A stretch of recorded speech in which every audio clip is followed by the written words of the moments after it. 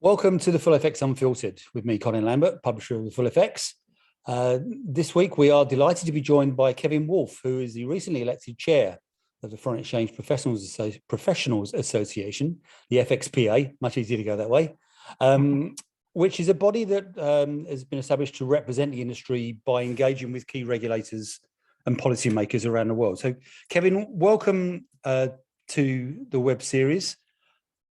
I thought we could pretty much start by your view on the key issues facing the industry, and I guess FXPA's role in that. Sure. Thanks, Colin. Thanks for having me today.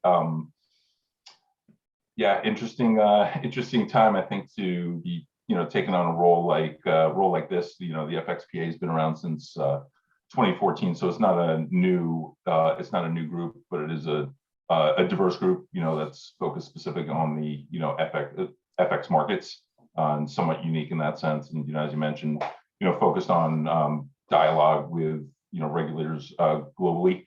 But, I just sort of take a step back and think about what's going on today, what's interesting in the market, and where should the organization focus. I'm not struggling to find things to focus on. I think if anything, it's the opposite. There's almost too much for us to think about these days. But I mean, really, just I could go through the list real quick here. I mean, it's a combination of topics that have been around for a while, and maybe back in force today that were perhaps less relevant a year or two ago, and of course some new issues that the group may want to tackle. I mean, at the top of the list, I'd say volatility is back, so just market activity overall. And that's coming from both, geopolitical issues, and I wouldn't say more importantly central bank policies, but from a market standpoint, maybe more important in that, if we are truly entering a new regime of, central bank policy implementation, it could be, the start of a sustained period of heightened volatility, and maybe bring us back to the volumes of yesteryear, for lack of a better term. And that's important because when you go through long periods of low volatility, low activity level, the industry's position tends to shift a bit. Firms maybe invest a little bit less in one asset class and more so in another. You see people start to move in and out of an asset class. So I think we're at a period where the market may have lost some focus. The broader market may have lost some focus on FX, but I think that's turning around pretty quickly. You have other issues that are, maybe more timely here, like what's happening, with the Russia-Ukraine crisis. Obviously, that has impacts all over the market, and for all of us, it's personal, it's professional, it has lots of different flavors. What does it mean for an organization like the FXPA? Perhaps, the organization will focus on things like maybe this is the impetus for a ruble NDF market to really grow and mature over the medium term. We're not talking about what happened last week or over the next month, but looking ahead and getting the membership together, which again is quite diverse, to think about and maybe help bring that together if that's what makes sense for for the market. For a few years now, you've seen Singapore growing as a hub for electronic foreign exchange. That's becoming, I think, a bigger topic that involves a broader part of the market than it did. There's a lot to think about there, and especially when you talk about regulatory engagement. Last look in the global code, surely not a new topic, but I do think that the focus on additional hold times is bringing renewed focus in a different way than what we've seen in the past, and I don't think that topic's going away anytime soon, and that's happening concurrent with a change in the head of the GFXC as well, right? So I think there's potentially a lot there.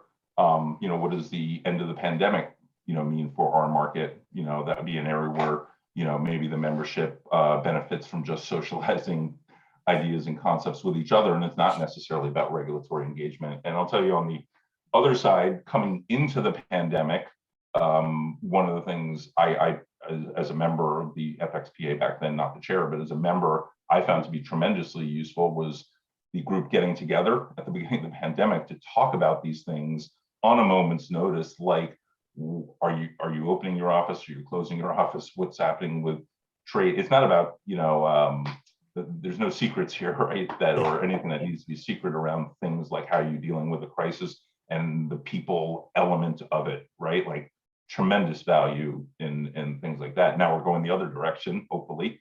What does that mean for, for the businesses, that participate in this market? If I look at the foreign exchange market's greatest hits album, I would say you could also look at one of your favorite topics, off-market trades. That's something this group has addressed amongst its membership in the past, and frankly didn't finish its work due to things like the pandemic sucking up all the air in the room. That's an area where I know some of the membership would like to refocus, and there's some things we might be able to tackle there. And then you have uncleared margin rules, which is, surely not a new issue either, but we are finally getting closer to a place where it's going to impact a much wider proportion of the market, right? And what does that mean? Is you see more centrally cleared solutions emerging and things of that nature. And so that's the list minus one, and let's save the best for last, which is the emergence of the crypto and the digital asset space. We're not a crypto group; we're a foreign exchange group. And for us, I think the to-do is to figure out where the natural overlap is and where we as a group can provide relevant learnings and advocacy. Now, at a more tactical level, what have we seen? We've seen a lot of resources diverted towards crypto and away from FX. Again, we'll see what happens now that FX volatility is creeping back up. And you've seen resources divert, you've seen people move over from FX to the crypto market, but there's natural areas of overlap. There's a lot of talk about crypto NDFs, right? That's a crypto product in in FX clothing, if you will, or even more tactically, if crypto NDFs become more popular in many firms that will be traded from a foreign exchange trading desk using foreign exchange trading systems, right? Like, so there's relevance there. The recent Fed paper on central bank, digital coins was pretty, in my opinion, pretty meaty with very specific Q&A at the back. I think there's about 20-25 questions, some of which, are relevant to the FX market. And again, some of which, the FX market can just sort of lend its expertise. And the most recent, the White House executive order on digital assets, that, the paper itself, I think there's sort of differing views on what that release means, and was it positive, was it negative, whatever. Putting that aside, I think the part we all agree on, it requires a lot of analysis and reports to be done by many agencies, at least in the US here. And many of those are agencies that have not been necessarily engaged with organizations like ours or engaged with the FX market. So there's a lot that will get done as a result of that executive order as well. It's interesting. Sorry. So, it's interesting, isn't it? Because, several of the themes you raised there effectively are coming together to create what could be termed like the perfect storm for the industry. Because, we are trying to work through the challenges of additional hold times and the technology challenges for some firms around that. We are looking at off-market trades, and there's likely to be more off-market trades, perhaps, if we have more volatility, which is driven by, sustained monetary policy uncertainty, to your point, because I think the other thing to note is that there's going to be a generation of traders that have never seen the Fed, have hardly seen the Fed move rates, let alone up. So bringing all those together is the challenge for you then, focusing the organization and actually picking out which one of them, unless of course you are going to be that, the Hydra and just deal with everything. In which case, all power to you. I already have a day job, so I don't think that's possible. Exactly. Yeah, I do think that is, I think the challenge is to figure out where to focus. The related challenge is that it's a diverse group, and that diversity comes in different forms, different types of firms. But it's also, I know the term global is thrown around for everything. But it's a global group, and I mean that in sort of the most strategic ways, but also the most tactical ways, right? Like, look at our membership on the website and tell me what time of day exists that you could get everyone on a phone call. It doesn't exist, right? There's West Coast, there's Singapore, there's London, there's New York. It's not that easy. And for the group to really accomplish its mission, it needs to be diverse, right? I don't think any of us want to be in a room with a bunch of firms like ourselves. I personally have always found it to be more valuable to be in the room with firms that do something different in the space. I mean, the FX market, it's, again, sort of using the obvious cliches here, it's very large, it's very diverse. And if I put my, my day job hat on running a spot FX ECN, I see a very, very narrow sliver of a very large market. And so I find it, but the things going on around me that I don't see every day, they still impact me. I just don't see them, right? So what's the mechanism by which you can actually understand what's going on around you? And, a group like the FXPA, I think accomplishes that. That's sort of the value it sort of delivers to its own membership. And so, but the more diversity you push for, obviously the harder it is to come to consensus if you're looking to write, a piece or a paper on, advocating a certain point. And that's not necessarily what we, even when we're, speaking with regulators, we're not necessarily trying to pound the table and say, don't do this, or definitely do that. So does that make part of your job then actually sort of getting I guess like a sports team manager, getting the right pieces on the right subcommittee to deal with a certain problem, but that committee also has the balance to get the trust of the wider community? Yeah, that's absolutely the challenge,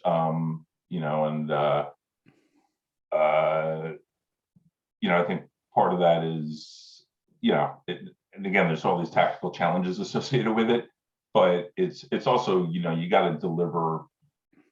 You have to deliver value to the membership so that they're motivated to contribute, right? The amount of value that the membership can, in theory, contribute is astronomical. But sort of extracting that value, because every member is valuable because of what they do in their day job, but they're busy, right? So that's the real challenge. I would say, as we think about coming out of a pandemic, I think one very specific goal we have is to, return to more in-person meetings, whether it be amongst ourselves or with the regulators, because video chats are great, and weren't for Zoom, I wouldn't be talking to you today, and seeing your face. But I think the reality is when you talk about engagement, when you have someone in a room, assuming they're willing to, put their cell phone down, you get a just different level of engagement. And it doesn't need to be high quantity, it just needs to be high quality, right? And that's the real key. But that's also been the challenge.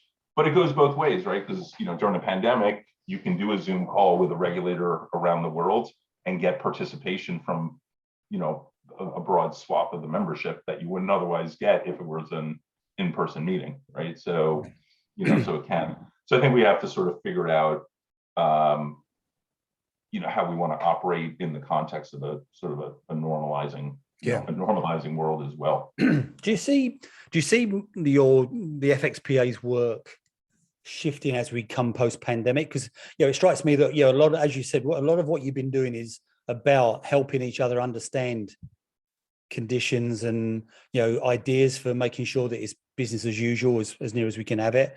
Now we're coming out. Do you see maybe the emphasis moving back towards, I guess, what my perception was of FXPA when it first started, more that sort of quasi lobbying group with the regulators, engaging with regulators, and actually, because one of my criticisms of the foreign exchange industry for many years was it lost its voice.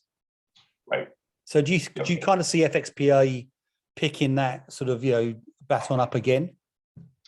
Yeah, no, I think that's absolutely right. We were able to do a fair bit of it, throughout the pandemic, but again, we're sort of distracted by real life conditions. But that is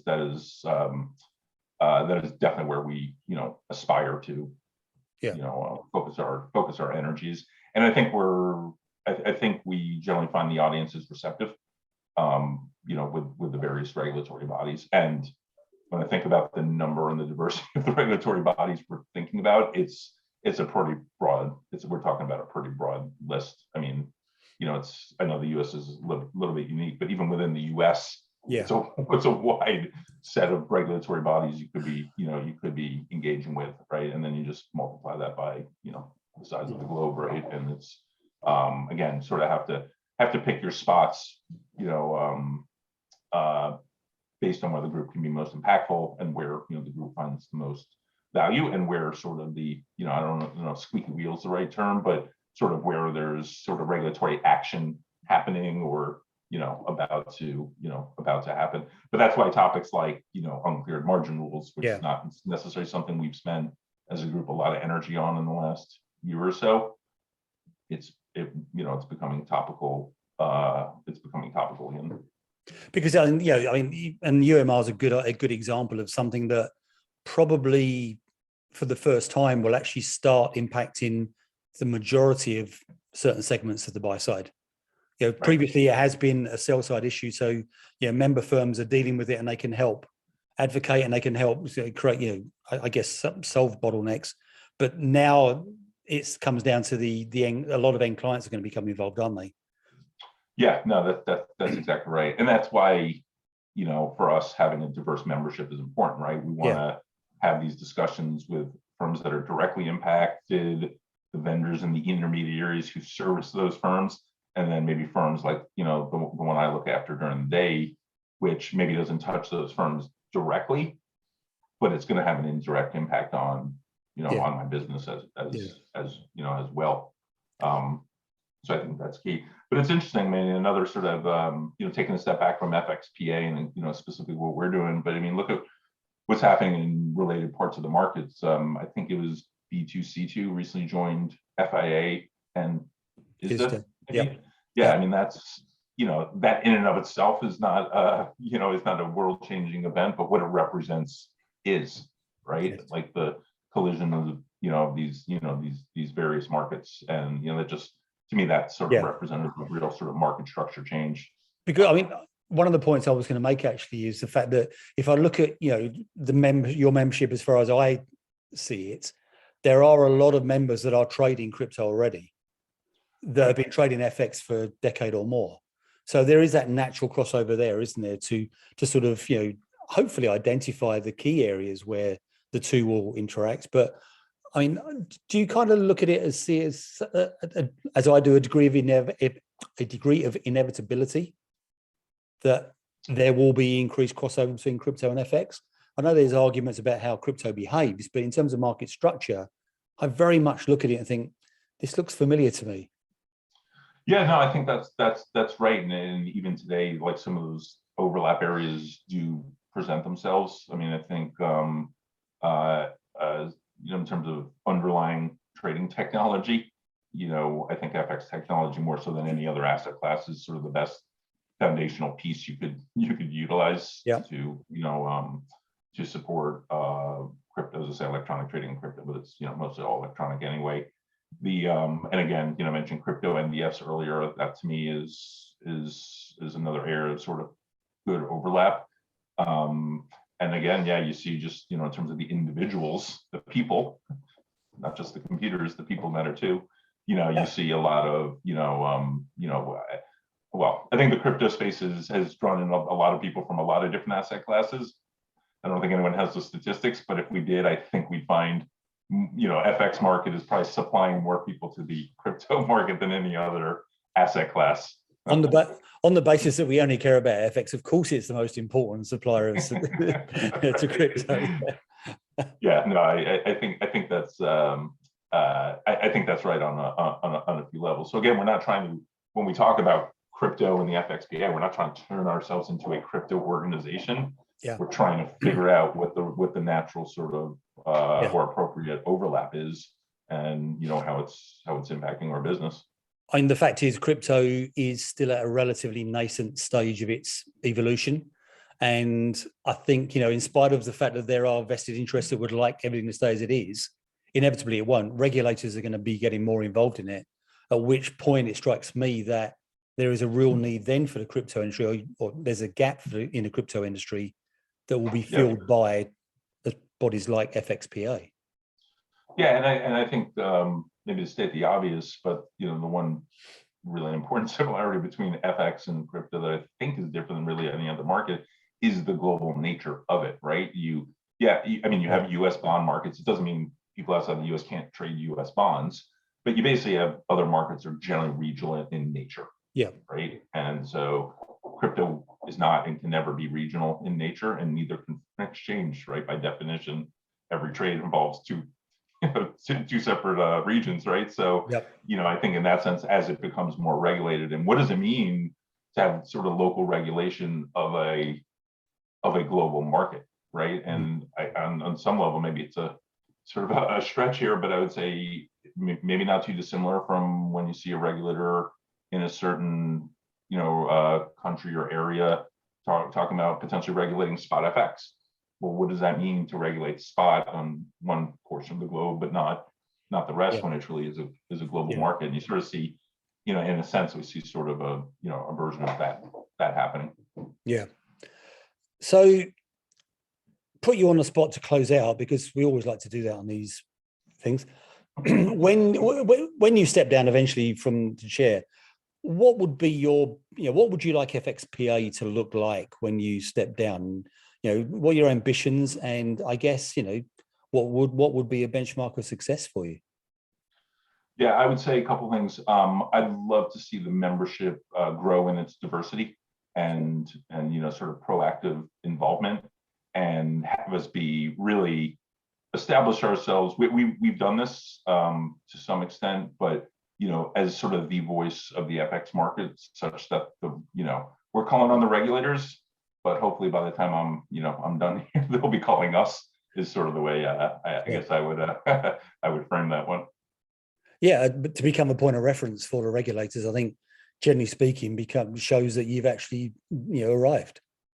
Yeah, no, I think that's right, and I think so much has been done over the last 8 years, and we're really well positioned to do it, and we have really strong, diverse membership. I mean, all the things I'm talking about, we already have it in place. It's really about just sort of harnessing the power and taking advantage of the fact that the world might be normalizing as the market's getting more interesting. Yeah, it's certainly.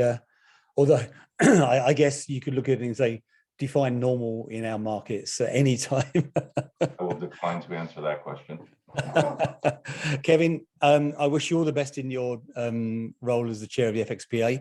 All power to your committees, and hopefully, the voice continues to be heard, especially in those corridors of power where it needs to be heard on behalf of the industry. So, thanks very much for your time today, and good luck for the next couple of years.